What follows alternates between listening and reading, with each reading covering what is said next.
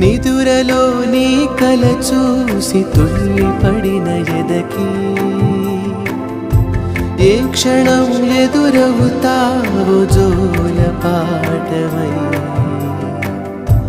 ఆకలని అడగక ముందే నోటి ముద్ద నువ్వై ఏ కథలు వినిపిస్తావో జాబిలమ్మ